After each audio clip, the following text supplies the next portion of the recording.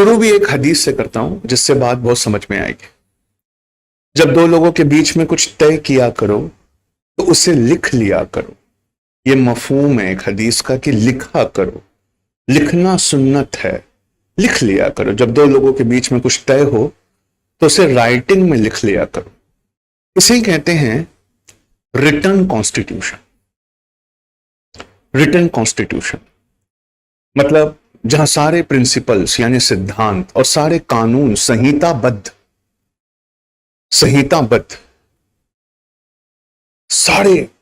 सारे जिसको कहते हैं ना संविधान के सिद्धांत, कॉन्स्टिट्यूशनल प्रिंसिपल्स, अपने लिए वर्ड इकट्ठा करते रहिए। कॉन्स्टिट्यूशनल प्रिंसिपल्स और सारे कानून को जब मिलाकर एक जगह लिखा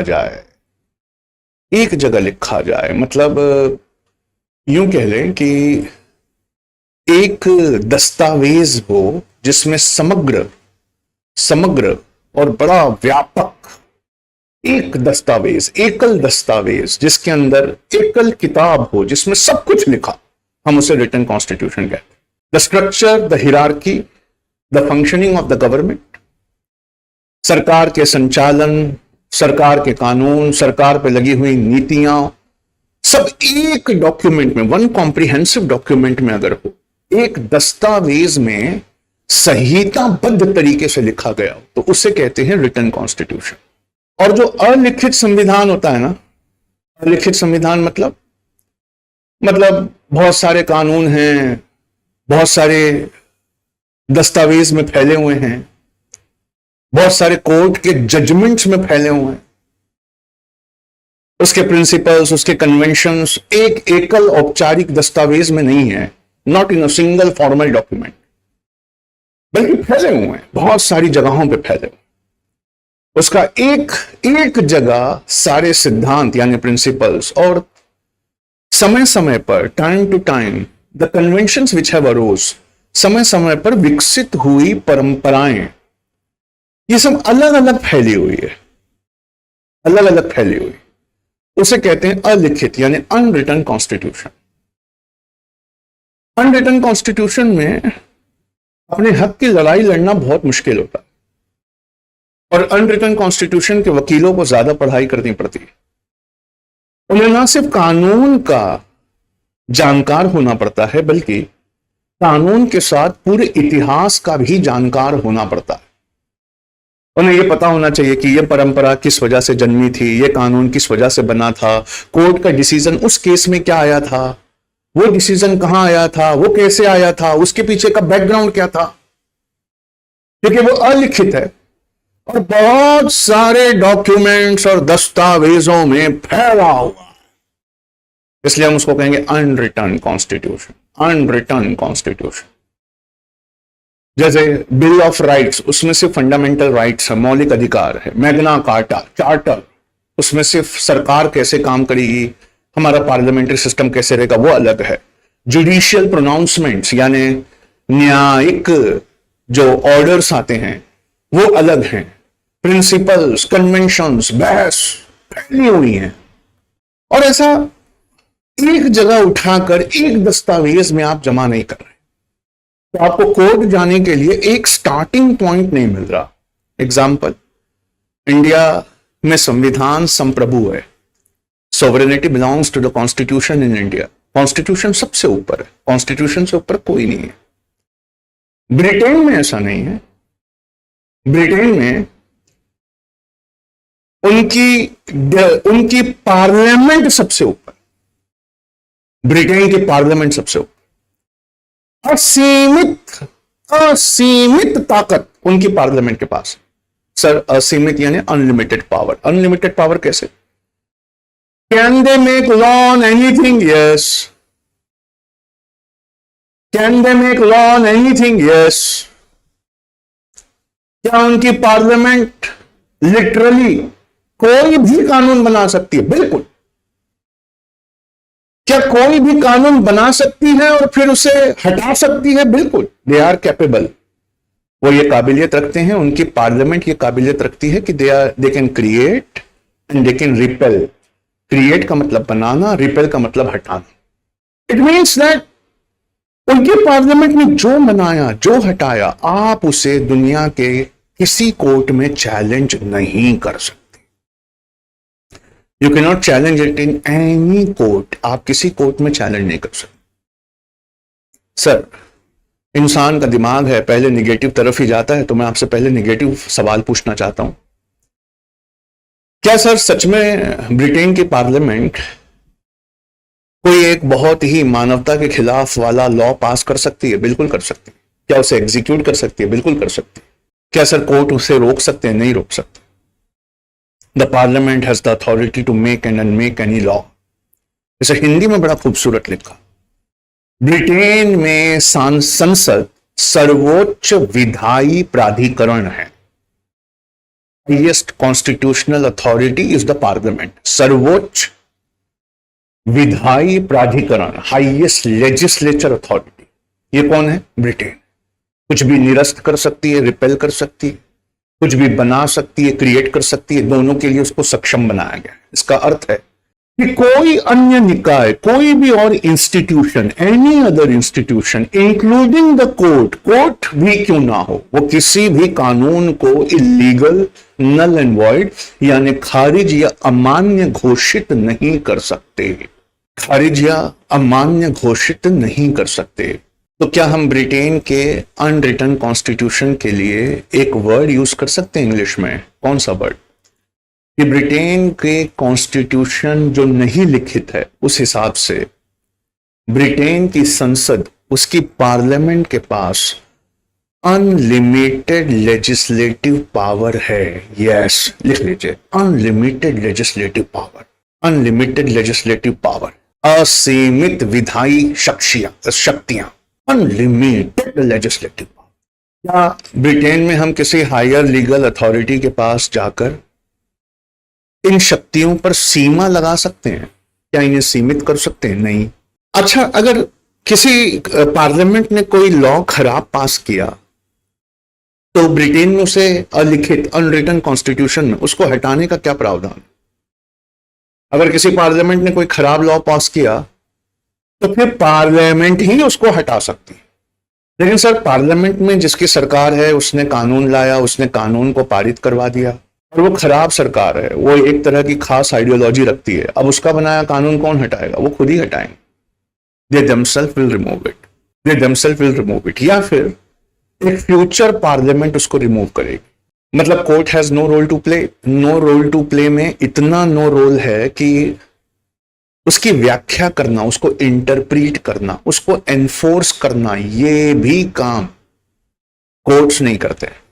उसकी व्याख्या करना और उसको लागू करवाना, ये कोर्ट का काम है।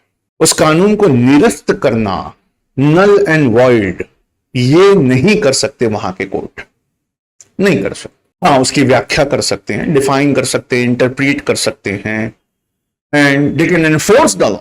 ऐसे कानून में सर, क्या ये बात का बड़ा अंदेशा नहीं है कि कोई अपनी ब्रूट मेजॉरिटी लोगों को पोलराइज करके इलेक्शन जीत कर आकर, क्या ऐसा नहीं हो सकता कि कोई खराब कानून पारित कर दे? बिल्कुल ऐसा हो सकता है। तो फिर क्या चांसेस है सर कि हम वहां पर सरकार को लगाम लगा सके? क्यों? क्योंकि कॉन्स्टिट्यूशन तो आते ही लगाम लगाने के लिए। इंडिया में तो सुप्रीम कोर्ट ने लगाम लगाई हुई है।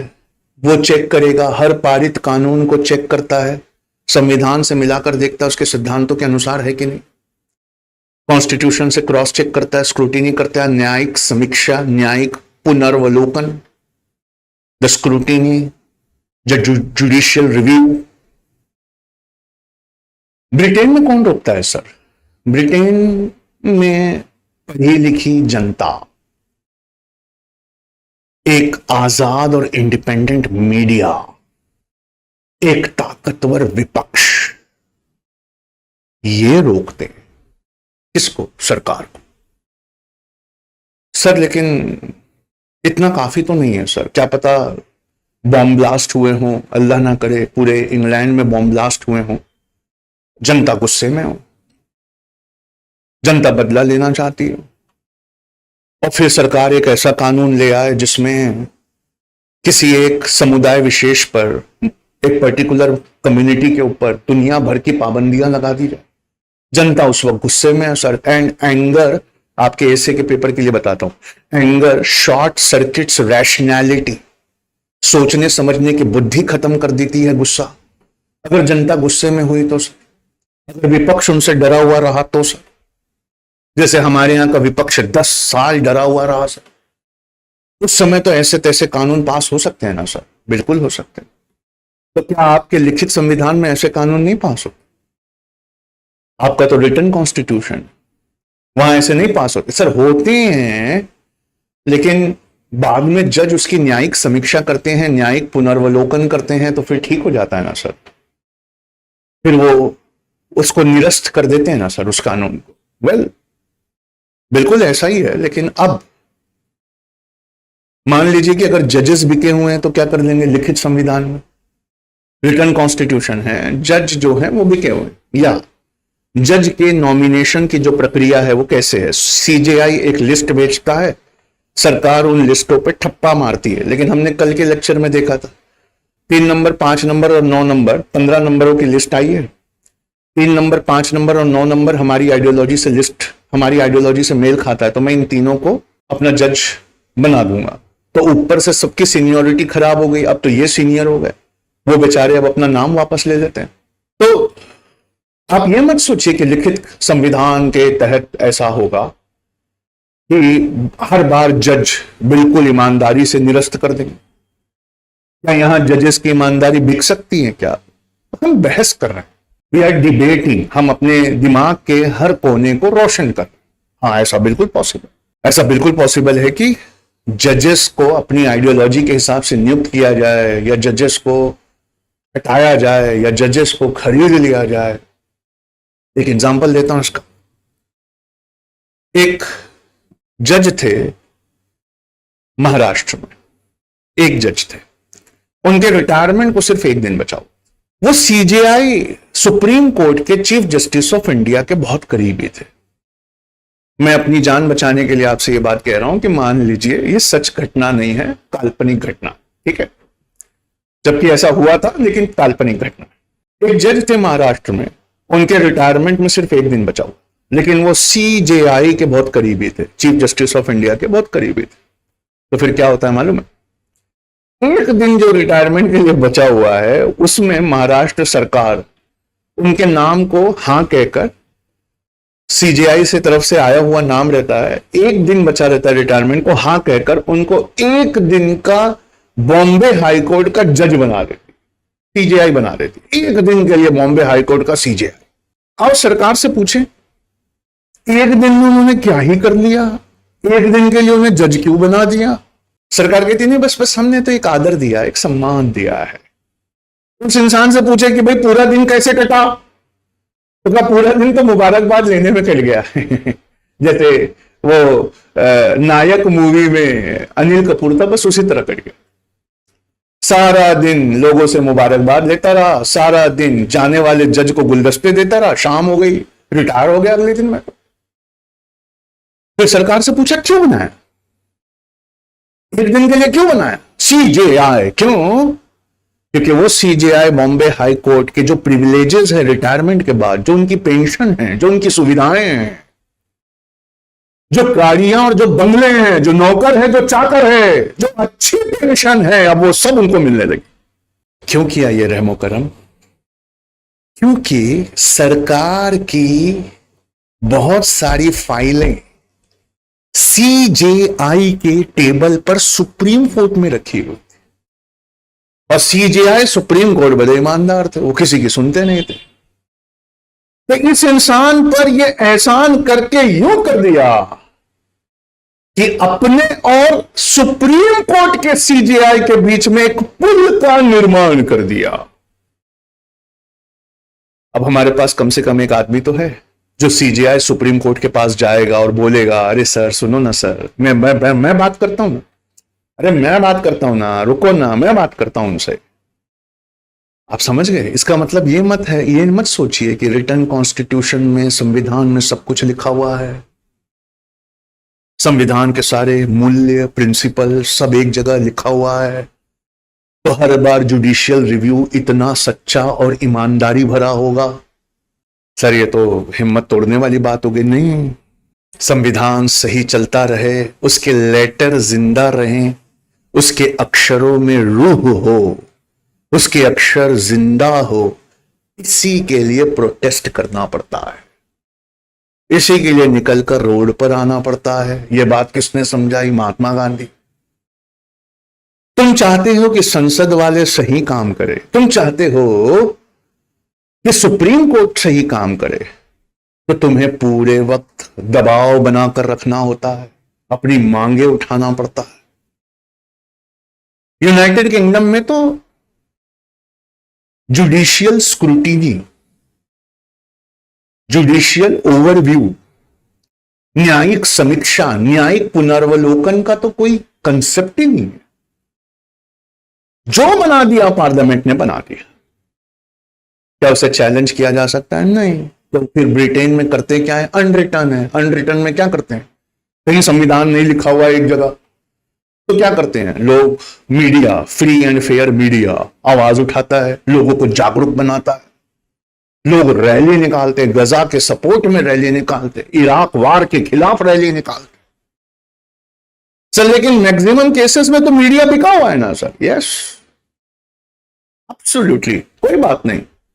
अपोजिशन है ना, विपक्ष है ना, विपक्ष खड़ा होकर यह आवाज उठाएगा, यह मुद्दे उठाएगा, विपक्ष खड़ा होकर बिल्कुल जोर से लोगों को जागरूक बनाएगा। सर लेकिन वो आपने बताया ना सर, बॉम्ब ब्लास्ट के वक्त, अल्लाह ना करे ऐसा हो, लेकिन ऐसा हो जाता है तो सब लोग गुस्से में होते हैं सर।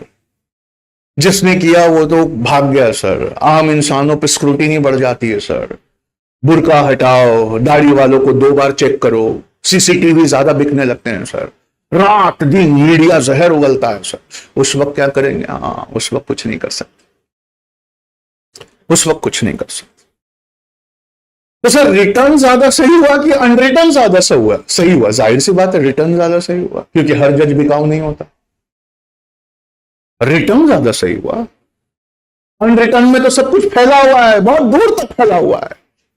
एक अच्छा वकील लगेगा जिसने इतिहास पर भी नजर रखी हुई है, कानून की हर माइन्यूट, कौन सी चीज कब आई थी, उसका बैकग्राउंड क्या था, कंटेक्स्ट क्या था, ऐसा एक वकील लगेगा। जब तक ऐसा वकील नहीं है अनरिटर्न में, तो आवाज उठाना भी पॉसिबल नहीं है सर। फिर भी सर सवेरे सवेरे दिल टूटा टूटा सा है सर। मतलब ब्रिटेन सर, ब्रिटेन माना कि बहुत कैसे भी हो, उसके बारे में जितनी भी अफवाहें हैं वो सब सच भी हो, लेकिन सर ब्रिटेन ने तो डेमोक्रेसी लाई ना सर सबसे पहले। इंडस्ट्रियल रिवॉल्यूशन वहां आया ना सर, कानून उसने सबसे पहले दिया ना सर। तो उसने तो कुछ तो सोचा होगा ना कि भाई हम नहीं लिख रहे अपना कानून, अनरिटर्न रख रहे हैं, फैला हुआ रख रहे हैं, एकल समग्र दस्तावेज में हम नहीं लिख रहे हैं, तो हमें कुछ तो करना चाहिए। तो वहां एक कंसेप्ट है जो इंडिया में कॉपी करने की जरूरत है। वहां सरकार के फॉर्मेशन के बाद एक शैडो कैबिनेट का फॉर्मेशन होता। शैडो कैबिनेट, ये पहली बार आपने वर्ड सुना होगा। मतलब इंदौर के लोग चुनाव जीत गए, इंदौर के आरसीए का प्राइम मिनिस्टर बनेगा, होम मिनिस्टर बनेगा, सारे कैबिनेट मिनिस्टर इंदौर से होंगे। अलीगढ़ वाले उनके खिलाफ लड़े थे, अलीगढ़ वाले सेकंड लार्जेस्ट पार्टी है, तो अब हर मिनिस्ट्री में 2 लोग बैठेंगे, हर मिनिस्ट्री में 2 लोग बैठेंगे। एक उसका original minister, the prime minister, एक लीडर ऑफ अपोजिशन, एक होम मिनिस्टर, एक शैडो होम मिनिस्टर, वित्त मंत्री, एक शैडो वित्त मंत्री। और हर कानून, हर गवर्नमेंट स्कीम पास होने से पहले उसके टेबल पर भी आएगी। वो कुछ कर नहीं सकता, लेकिन पढ़कर आवाज उठा सकता है। वो बता सकता है कि ये जो कानून बन रहा है ये एकदम काला कानून बन रहा है। और पार्लियामेंट के बारे में एक बहुत अच्छी बात मैं आपको बताना चाहता हूं। पार्लियामेंट कभी सरकार की आवाज सुनाने का ऑडिटोरियम होता ही नहीं। सरकार अपनी बात रखे, इसके लिए कभी पार्लियामेंट बनाया ही नहीं गया। पार्लियामेंट बनाया गया है कि सरकार की हर नीति पर विपक्ष की आवाज सुनी जाए। एक कांस्टेंट प्रेशर। डिबेट तो उसे कहते हैं जहां पर सामने वाले ने मुंह खोला आपने क्रॉस किया, मुंह खोला क्रॉस किया, मुंह खोला क्रॉस किया। जितना मजबूत विपक्ष रहेगा, सरकार से हर बात पे टकराएगा, उतना कानून बनेंगे जो उसमें ट्रांसपेरेंसीज आएंगी। अगर विपक्ष ही अपना मुंह बंद कर लेवे तो क्या किसी तरह की ट्रांसपेरेंसी आएगी? जवाब ही नहीं आए। इसलिए विपक्ष का बोलते रहना, विपक्ष का कार्रवाई को बॉयकॉट करते रहना, विपक्ष का आवाज उठाते रहना, इसके लिए पार्लियामेंट बनाया था। Constant and continuous pressure. हजरत उमर खलीफा थे, बहुत मशहूर वाकया आपने सुना होगा। वो आके मिंबर पर बैठे, उन्होंने एक पहरहन पहना हुआ था जो कद उनका ऊंचा था। एक साहबी खड़े हुए, कहा हुजूर ये जो कंबल से आपने अपना पहरहन बनाया ना, इसका एक टुकड़ा मेरे पास भी आया, मेरा पस्ता कद है, मैं अपना पहरहन नहीं बनवा पाया, आपने कैसे बनवा दिया? क्या आपने माले गनीमत में से 2 कंबल लिए? हजरत उमर खड़े हुए, कहा, और वो उमर जो खाना एक टाइम खा रहे हैं, रातों को घूम घूम के गरीबों में खाना बांट रहे, वो अली जो रात को सबके सोने के बाद मुंह पे कपड़ा बांध के कुत्तों को रोटी खिला रहे हैं। मुंह पे कपड़ा क्यों बांधा हुआ? क्योंकि कुत्ते पहचान ना ले। वो हजरत उमर खड़े हुए, कहा कि हुजूर वहीं रुको, मैं आता हूं, मैं जवाब देता। आप गए, गले से लगाया, पेशानी चूमी, बहुत जोर से गले लगाया और कहा कि इसका जवाब मेरा बेटा अब्दुल्ला इब्न उमर देंगे। अब्दुल्ला इब्न उमर ने कहा कि एक मैं भी था उसमें शामिल जंग में, तो एक कंबल मुझे मिला था, एक अब्बा को मिला था, मैंने अपना अब्बा को दे दिया, तो दोनों जोड़ के वो बना। कौन? हजरत उमर, जिनके झब्बों पर, रहन पर 13 पैचेस होते थे। हजरत उमर ने उनको कहा कि देखो, जब तक ऐसे सहाबी जिंदा रहेंगे, इस्लाम जिंदा रहेगा। The effective opposition, the effective opposition. तो अनरिटन कॉन्स्टिट्यूशन में कोर्ट नहीं जाया जा सकता, कोर्ट में जाकर आवाज नहीं उठाई जा सकती, लेकिन शैडो कैबिनेट की जिम्मेदारी है, तुम हमें जागरूक करो। एक free and fair independent media की जिम्मेदारी। हो सकता है कि मीडिया जब गुस्से का वक्त आए तो गुस्से को भुनाने के लिए, मेजॉरिटेरियन होती है ना मीडिया, गुस्से को भुनाने के लिए वो ही दिखाए जो वो दिखाना चाहती है। अनरिटन कॉन्स्टिट्यूशन में सरकार की गड़बड़ियों को पकड़ने के लिए सुप्रीम कोर्ट जाने का प्रावधान नहीं है, लेकिन अब वहां आवाज उठने लगी है। तो सुप्रीम कोर्ट और हाई कोर्ट क्या करते हैं? जैसे मैं अग्रीव्ड पार्टी हूं, उन्होंने एक कानून पास किया, उससे मुझे बड़ी ठेस लगी। मैं कोर्ट में गया, कोर्ट से कहा कि इस कानून को निरस्त करो। इंडिया में निरस्त हो जाएगा, यूएसए में निरस्त हो जाएगा, ब्रिटेन में निरस्त नहीं होगा, लेकिन मुझे कोर्ट कंपेंसेशन दिलवा सकता, निरस्त नहीं होगा। तीखी टिप्पणी कर सकता है, पर उस कानून को काट नहीं सकता। इंडिया में उस कानून को काट कर निरस्त किया जा सकता है, यूएसए में उस कानून को काट कर निरस्त करके उसमें नई वर्डिंग्स डाली जा सकती है। यानी सबसे ज्यादा पावर यूएसए के कोर्ट के पास है। अगर आपने एक गलत कानून पास किया, वो कानून को काट देगा, निरस्त कर देगा, उसमें नई वर्डिंग डालकर उसको ठीक भी कर देगा। इंडिया में कानून पास गलत कर दिया, निरस्त कर देगा, काट देगा, फटकार लगाएगा, पर उसकी वर्डिंग चेंज नहीं कर सकता। और ब्रिटेन में तो निरस्त ही नहीं कर सकता, काट ही नहीं सकता। हां, अलबत्ता आवाज उठाने वाले को कंपेंसेशन दे सकता। मान लीजिए मुझे तो कंपेंसेशन मिल गया, कानून तो निरस्त नहीं हुआ, फिर इफ्तिखार को चोट लगी, हमारे स्टूडेंट को चोट लगी, कोर्ट से कहा कि देखिए आपने निरस्त नहीं किया था, तो उसको चोट लग गई। अब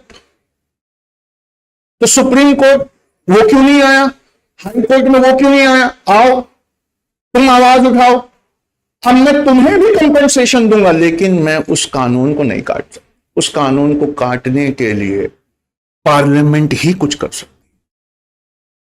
ब्रिटेन में पार्लियामेंट से बनाया गया कानून कोर्ट निरस्त नहीं कर सकते, इंडिया में निरस्त कर सकते हैं, यूएसए में निरस्त, नल एंड वॉइड। यूएसए में बिल्कुल उसको नॉन इस्टेब्लिश्ड, नॉन कॉन्स्टिट्यूशनल घोषित करने के बाद उसकी वर्डिंग्स को भी चेंज कर सकते।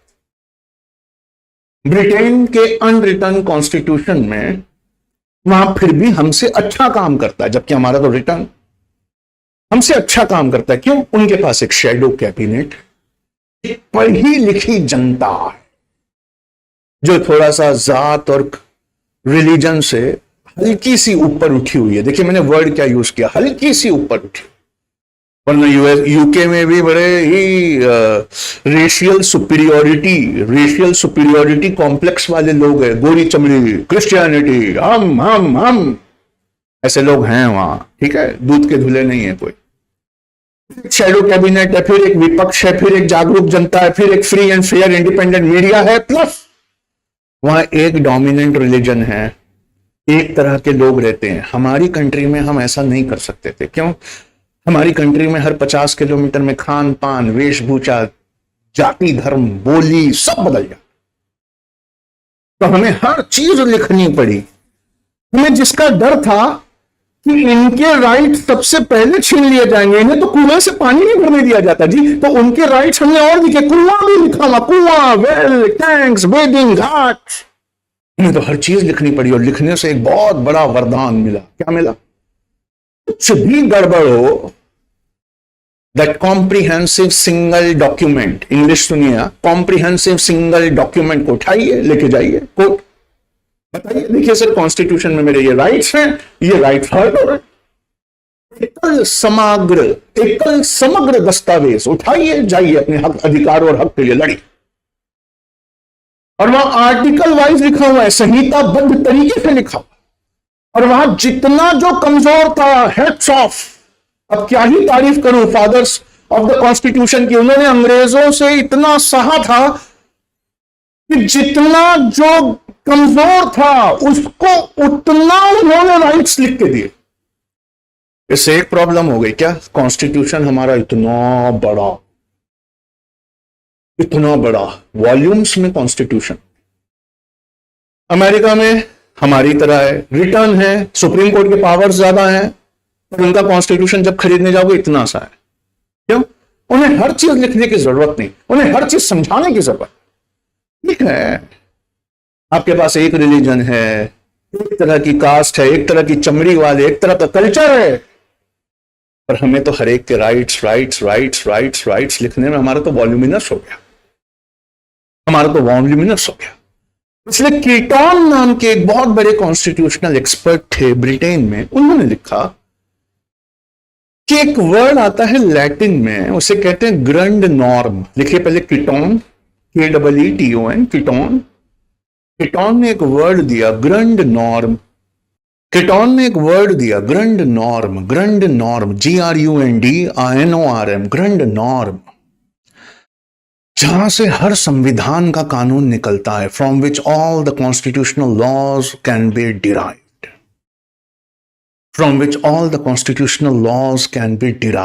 जहां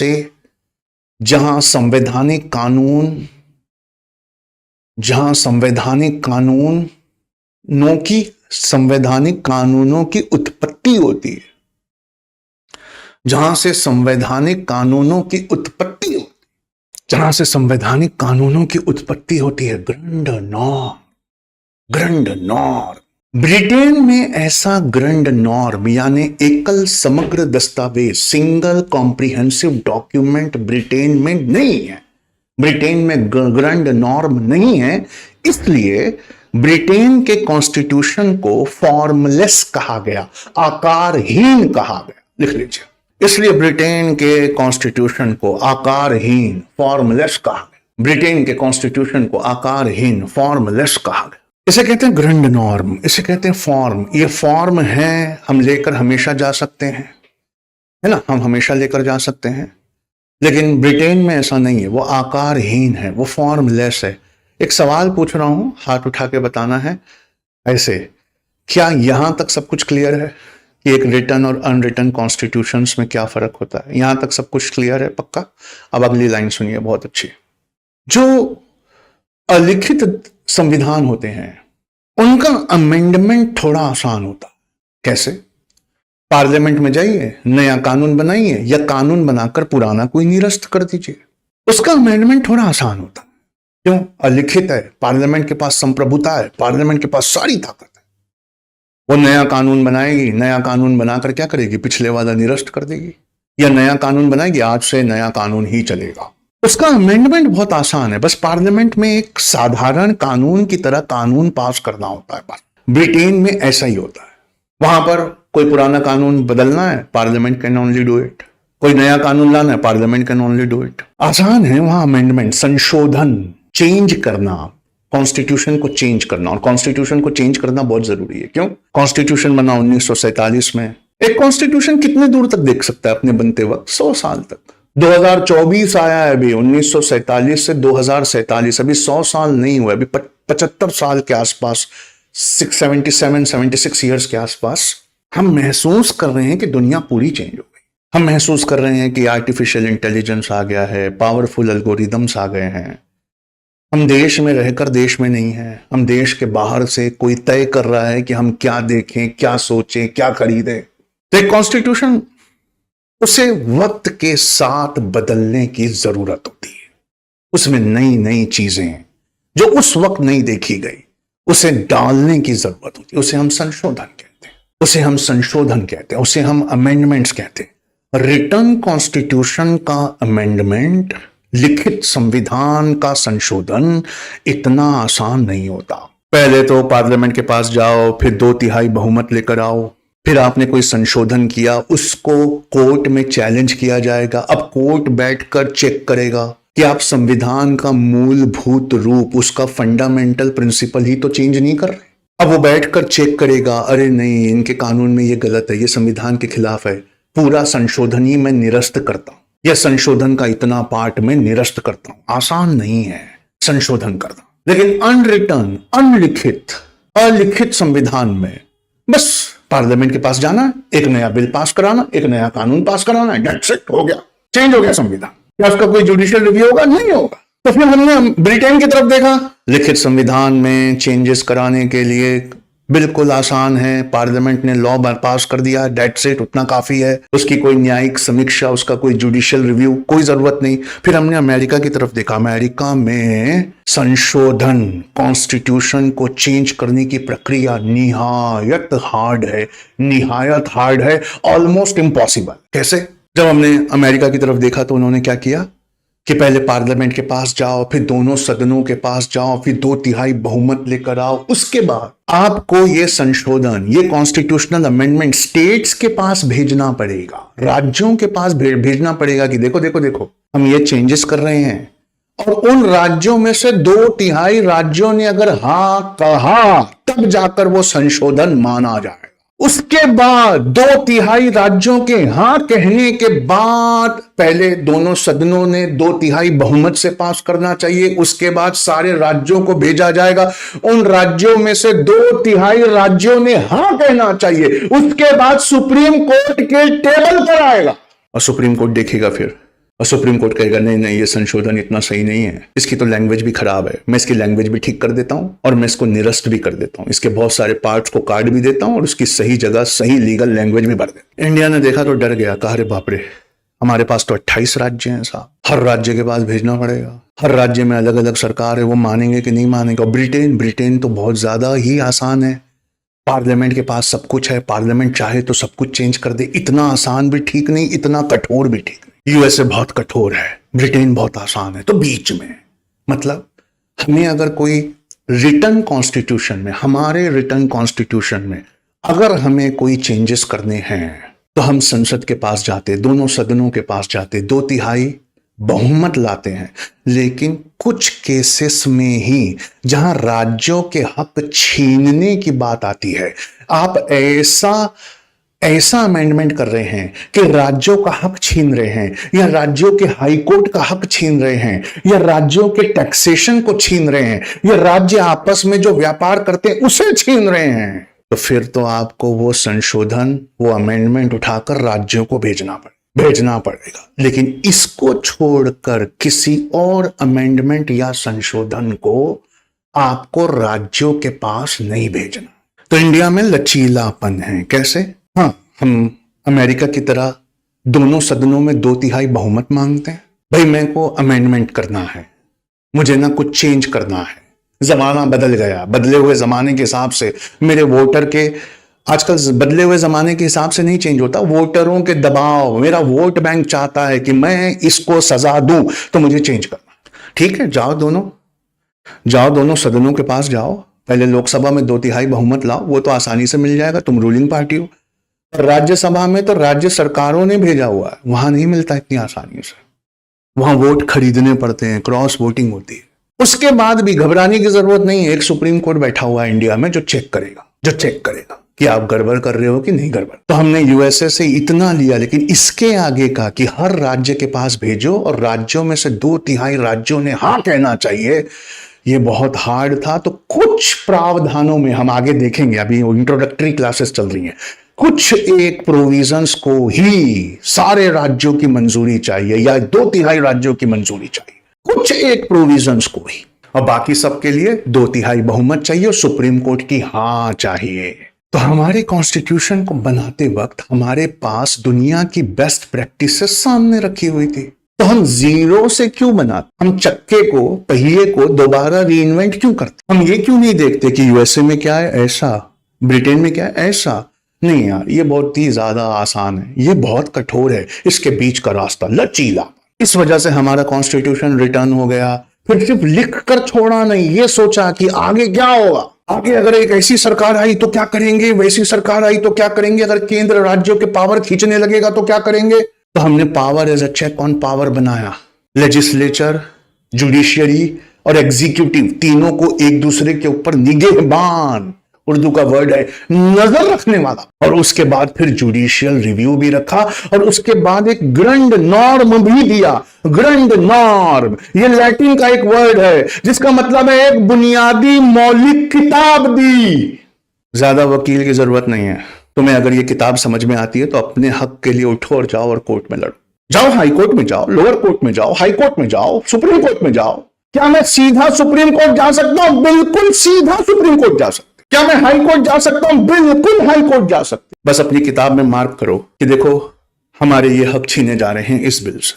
जाओ, वहां बहस होगी, वाद विवाद होगा, कई साल केस चलेगा, उसके बाद जो सही है वो आएगा। पर ये प्रॉब्लम है, this is the problem.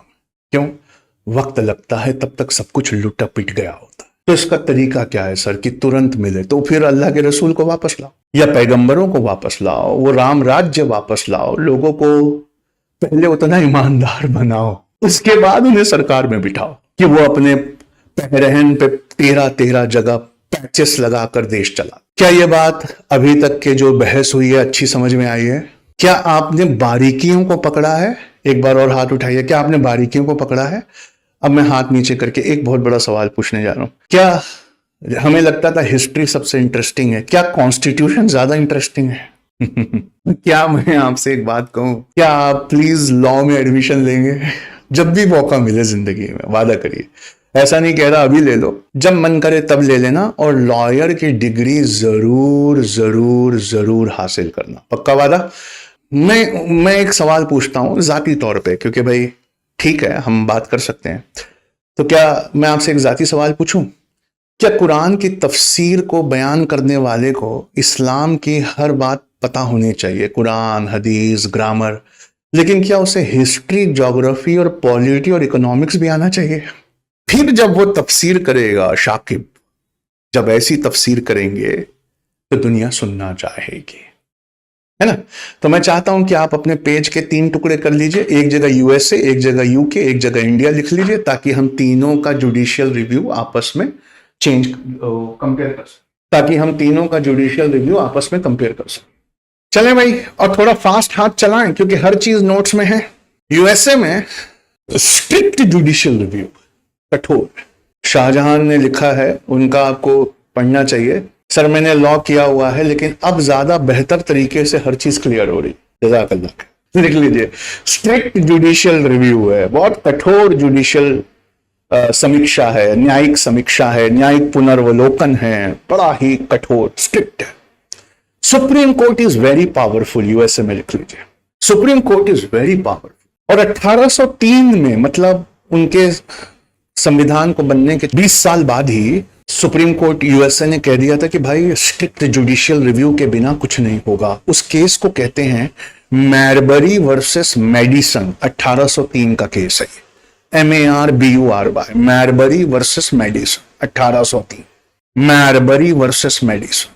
Written constitution है उनका, एकल समग्र दस्तावेज मतलब सिंगल कॉम्प्रिहेंसिव डॉक्यूमेंट है। जल्दी जल्दी, एकल समग्र दस्तावेज सिंगल कॉम्प्रिहेंसिव डॉक्यूमेंट है। और एक बहुत हार्ड चीज है। क्या?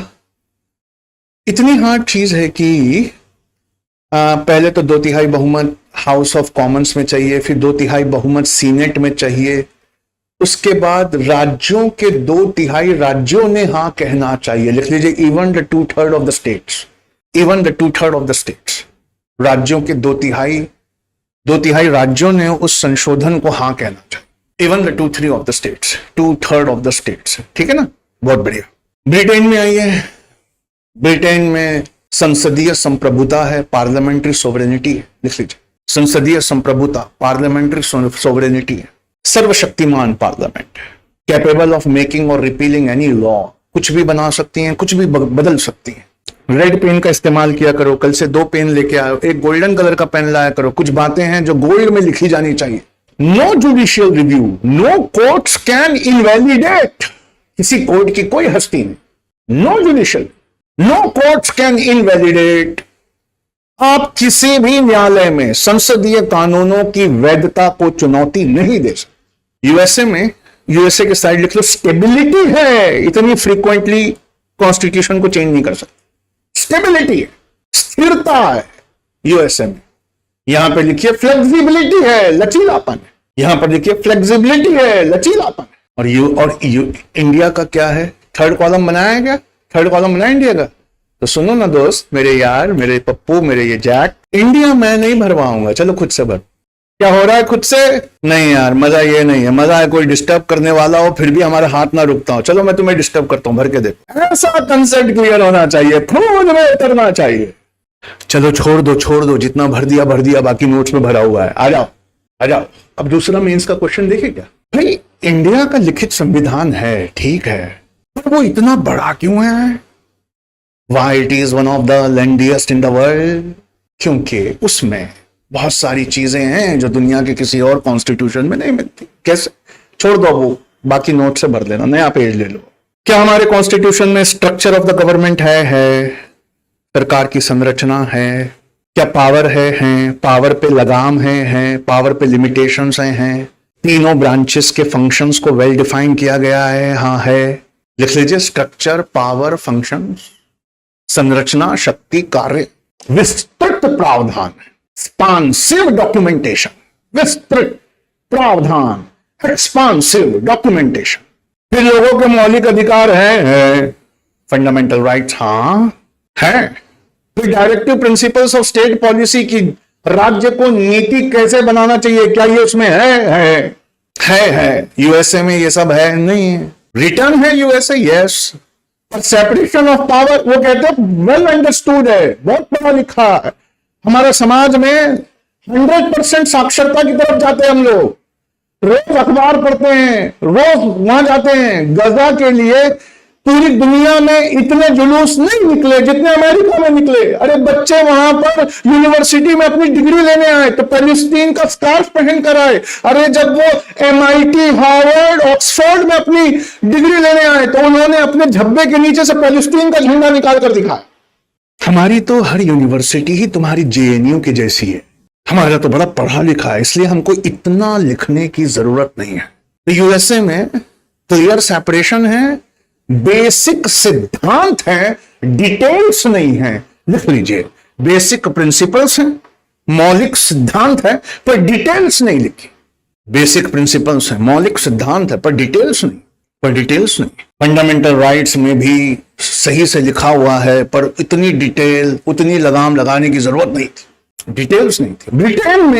ब्रिटेन में पार्शियली रिटन कहेंगे। क्या ब्रिटेन का कॉन्स्टिट्यूशन अनरिटन है? हाँ, अनरिटन है। क्या अनरिटन सही वर्ड है? क्यों? आप जैसे ही कहते हो अलिखित है, अनरिटन है, उसके तुरंत बाद कहते हो कि बहुत सारे दस्तावेजों में, बहुत सारे कोर्ट के निर्णयों में, बहुत सारी हिस्ट्री की किताब में वो फैला हुआ है। मतलब कागज है, हाँ है, फैले हुए हैं, हाँ। समग्र एकल दस्तावेज, यूनिफाइड सिंगल कॉम्प्रिहेंसिव डॉक्यूमेंट नहीं है, हाँ नहीं है। तो अनरिटन कैसे हुआ? अनरिटन है, एक जगह नहीं है, नहीं। इसको लोग लिखते हैं लिखित है, बिखरा हुआ लिखित है, तो इसको कहते हैं अनकोडिफाइड पार्शियली रिटर्न। लिख लीजिए, ब्रिटेन अनकोडिफाइड पार्शियली रिटर्न, अलिखित आंशिक रूप से लिखित, uncodified partially return, uncodified partially return. अब इंडिया में आओ, आर्टिकल 13 कहता है सरकार कोई ऐसा कानून नहीं बना सकती जो संविधान के खिलाफ हो। अगर बनाया या लोगों के मौलिक अधिकारों का हनन किया तो वो उसी वक्त से वो कानून खारिज माना जाएगा। लिख लीजिए article 13, government can not pass any law which is against the constitution. Government can not pass any law which is against the constitution. Article 13 fundamental, government can not pass any law which is against the fundamental rights और the constitution. ऐसा लिखे, against the fundamental rights और the constitution. सरकार ऐसी कोई विधि पारित नहीं कर सकती जो मौलिक अधिकारों या संविधान के खिलाफ। इंग्लिश वालों हिंदी लिखा करो, हिंदी वालों इंग्लिश लिखा करो, सुधरो। कोई हाथ पकड़कर दोनों लैंग्वेजेस पर कब्जा करवाने के लिए दुआएं कर रहा है, मेहनत कर रहा है, अब हम भी सुधरे। अरे ये तो इंग्लिश में बोल दिया, अरे ये तो हिंदी में बोल दिया, सुधरो।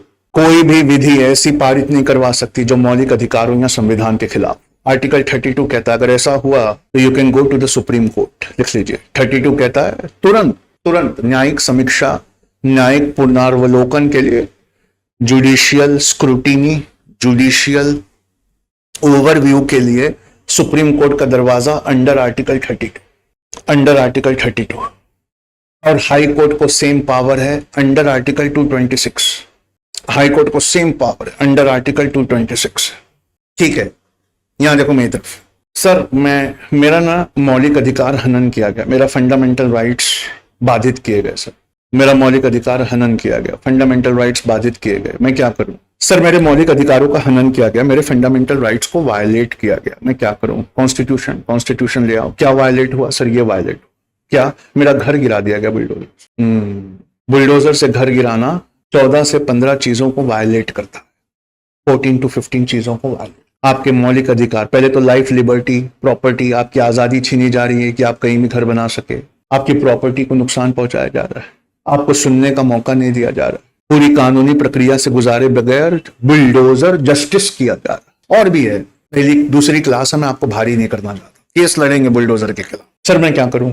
जाओ सुप्रीम कोर्ट का दरवाजा खटखटाओ, हाई कोर्ट का दरवाजा खटखटाओ। तो हाई कोर्ट क्या करता है?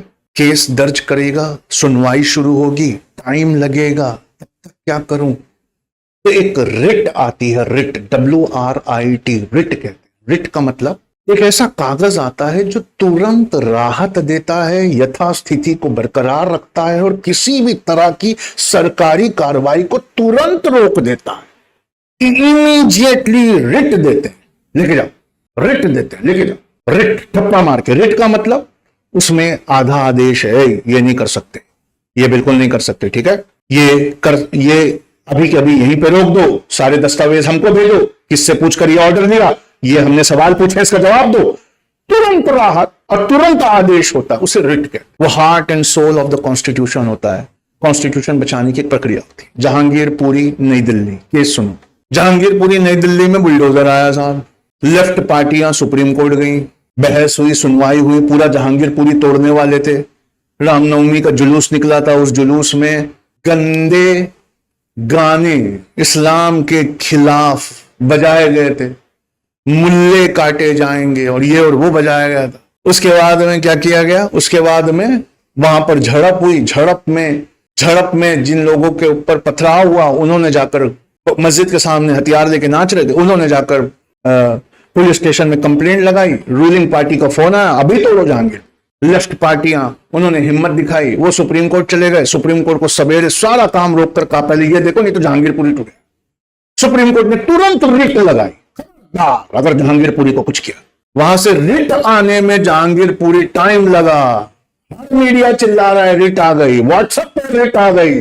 बुलडोजर वाले, उनकी हिम्मतें देखो। पुलिस और प्रशासन कह रहा है नहीं, हमारे हाथ में नहीं आई है, तब तक तो तोड़े, हमारे हाथ में नहीं है।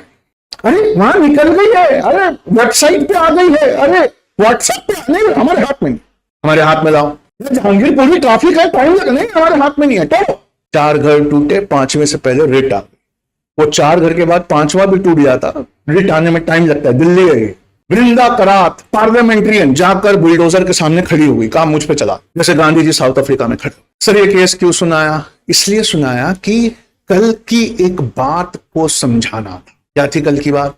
Doctor Baba Saheb Ambedkar, the father of the constitution, ने कहा था कि संविधान कितना भी अच्छा हो, अगर उसको लगाने वाले की नीयतें खराब हो तो वो संविधान कैसा है?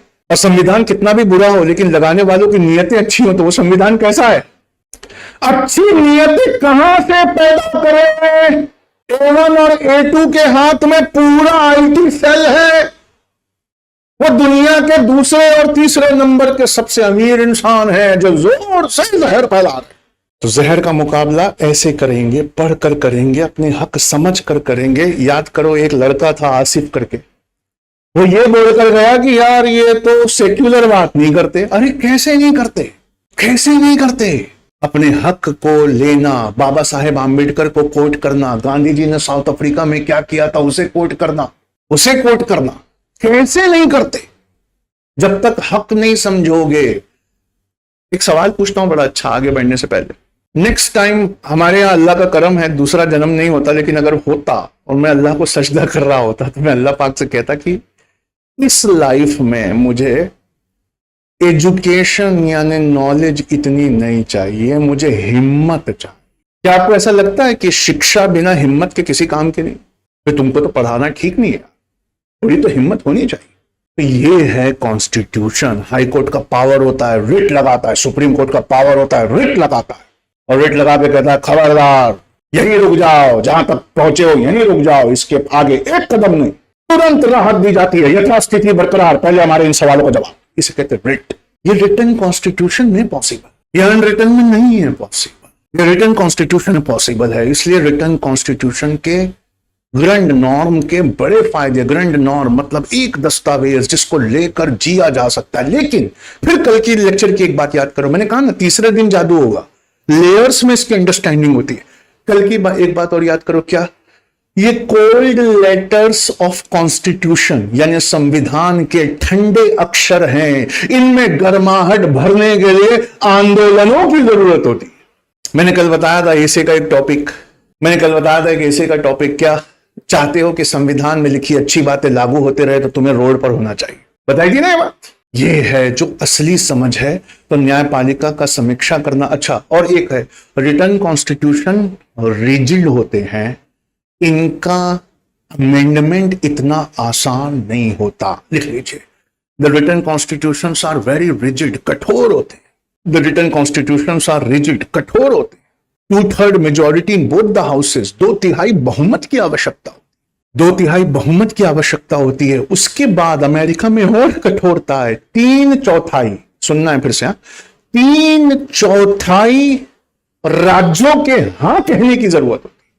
3/4 राज्यों के हां कहने की जरूरत होती है। हमारे यहां कुछ विशेष प्रावधानों में 2/3 राज्यों के हां कहने की जरूरत होती है। बाकी सब में दोनों संसदों में, संसद के दोनों सदनों में अगर आप 2/3 बहुमत ले आए तो काफी है। लेकिन कुछ खास चीजें हैं जहां पर राज्य के कुछ अधिकार छीनने के लिए कोई अमेंडमेंट ला रहे हो तो फिर आपको 3/4 नहीं, कम से कम 2/3 राज्यों से हां कहलवाना पड़े। मतलब रिजिड, कठोर, लिखित रिटन कॉन्स्टिट्यूशन होते हैं। इनको बदलना इतनी आसान नहीं होता, इनको बदलना इतना आसान नहीं। और अमेरिका में तो बहुत ही कठोर होता है, 3/4 राज्यों को हां कहना है। इसलिए अमेरिका में आज तक केवल सबसे पहले बने कॉन्स्टिट्यूशंस में से एक, अमेरिका के कॉन्स्टिट्यूशन में आज तक सिर्फ 27 अमेंडमेंट्स हुए, ओनली 27 अमेंडमेंट। इतना आसान है ही नहीं। वहां कौन से राज्य हैं जो 3/4 हां कहेंगे हर चीज को? हमारे यहां तो कुछ खास चीजों में 2/3 राज्यों को हां कहना, वहां तो 3/4 हर चीज में। वहां आसान नहीं है, वहां आसान नहीं है।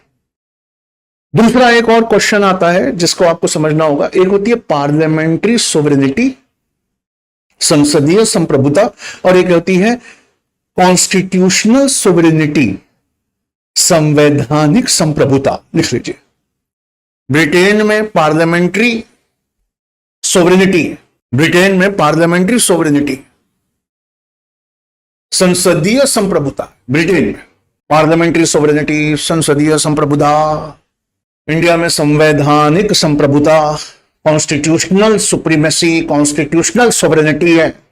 अमेरिका में कॉन्स्टिट्यूशनल सोवरेनिटी है। अमेरिका में कॉन्स्टिट्यूशनल सोवरेनिटी है। अमेरिका में कॉन्स्टिट्यूशनल सोवरेनिटी है।